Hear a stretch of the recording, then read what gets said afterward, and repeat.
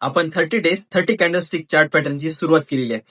आज आपण पहिली कॅन्डल बघणार आहोत, ती म्हणजेच की डोजी. आणि डोजी कॅन्डल भलेही छोटी असली, पण अख्ख्या मार्केटचं मूड बदलायची ताकद ही एकटी कॅन्डल ठेवती. त्यामुळे कॅन्डल फार इम्पॉर्टंट आहे, छोटी आहे आणि ट्रेड करण्यासाठी एकदम सोपी आहे. तर तुम्ही जर आमच्या चॅनलवर नवीन असाल तर आमच्या चॅनलला आता फॉलो आणि सबस्क्राईब करा, कारण तुम्हाला पुढचे व्हिडिओ दिसतील. तसंच ह्या व्हिडिओला नक्की सेव्ह करून ठेवा. का तर आम्ही ह्या व्हिडिओमध्ये तुम्हाला सांगणार आहोत की डोजी कॅन्डलला आपण यूज करून कशा प्रकारे ट्रेड करू शकतो. चला तर सुरुवात करूया डोजी कॅन्डलची पासून.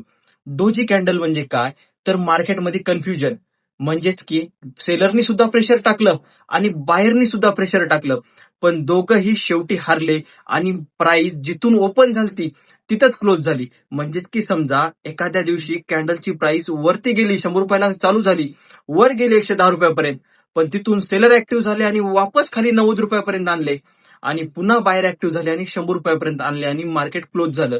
म्हणजेच की त्या दिवशी डिसिजनच होऊ शकलं नाही. त्या दिवशी बनती डोजी कॅन्डल. म्हणजेच की ना बायर ऍक्टिव्ह होऊ शकले ना सेलर ऍक्टिव्ह होऊ शकले, तेव्हा बनती डोजी कॅन्डल.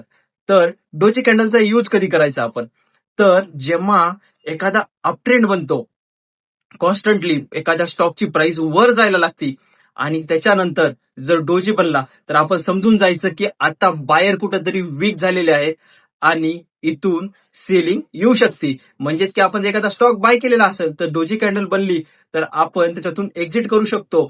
का तर जर दुसऱ्या कॅन्डलनी त्याच्यानंतरच्या कॅन्डलनी जर लोला जर डोजीच्या ब्रेक केलं तर तिथून डाऊन साईड चालू होऊ शकते. म्हणजेच की डोजी रिव्हर्सलचं सिग्नल देते. तसेच जर एखादा कॉन्स्टंटली कोणता तरी स्टॉक पडत असेल आणि त्याच्यात डाऊन ट्रेंड चालू असेल आणि त्यानंतर जर डोजी बनली तर आपण असं समजू शकतो की सेलर आता कुठंतरी वीक झाले तर, आणि त्याच्यानंतर डोजीच्या नंतर समजा जर ग्रीन कॅन्डल बनली आणि डोजीच्या वरच्या साईडला जर प्राइस निघायला सुरुवात झाली तर समजून जायचं की मार्केटमध्ये आता कुठंतरी बाईंग येऊ शकते. हे डोजी कॅन्डलला यूज करून ट्रेड करणं एकदम सोपं आहे. पण इम्पॉर्टंट काय आहे डोजी कॅन्डलमध्ये ट्रेड करताना, सर्वात इम्पॉर्टंट गोष्ट आहे की सेकंड कॅन्डल. सेकंड कॅन्डलनी नेहमी डोजीचं ब्रेकआउट दिलेलं पाहिजे किंवा ब्रेकडाऊन दिलेलं पाहिजे, त्याच्यानंतरच आपण डोजीमध्ये ट्रेड घ्यायचा. तसेच डोजी कॅन्डल जेव्हा एखाद्या ट्रेंडच्या नंतर सपोर्ट किंवा रेजिस्टन्सच्या नंतर बनती तेव्हा ती खूप कारगर असते. त्यामुळं त्याही गोष्टीवर लक्ष ठेवायचा. तसंच पुढची कॅन्डल बघण्यासाठी आमच्या चॅनलला फॉलो आणि सबस्क्राईब नक्की करा. धन्यवाद.